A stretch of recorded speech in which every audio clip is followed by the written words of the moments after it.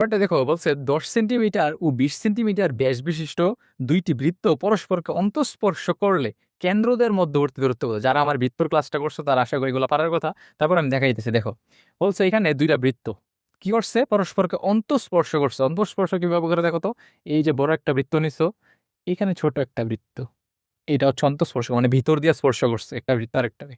ঠিক আছে, এরকম করে বলছে কেন্দ্রদের মধ্যবর্তী দূরত্ব, তো তার কেন্দ্র হচ্ছে এই জায়গাতে, ওর হচ্ছে এই জায়গাতে, তো মধ্যবর্তী দূরত্ব এই যে মাঝখানে কতটুকু গ্যাপ আছে এই জায়গাটা।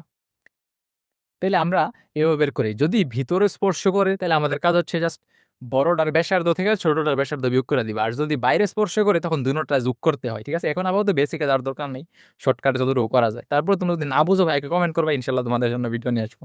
আচ্ছা খেয়াল করো, তাহলে এখানে কি দরকার, দুইটারই ব্যাসার্ধ দরকার। তা আমার কি দরকার, বড়টার ব্যাসার্ধ কত দেওয়া আছে, দেখো তো বড়টার ব্যাসার্ধ দেওয়া নেই, কি দেওয়া আছে, ব্যাস দেওয়া আছে। তাহলে ব্যাস কত, 20, এটা অর্ধেক করবা, তাহলে কত হইব, 10। আবার ছোটটা কত, 10, অর্ধেক করলে 5, তাহলে বড়টা ছোটটা বিয়োগ করো, 10 থেকে 5 গেলে থাকে কত, 5। তাহলে আনসার হচ্ছে 5 সেন্টিমিটার। তাহলে আনসার হচ্ছে ক নম্বর।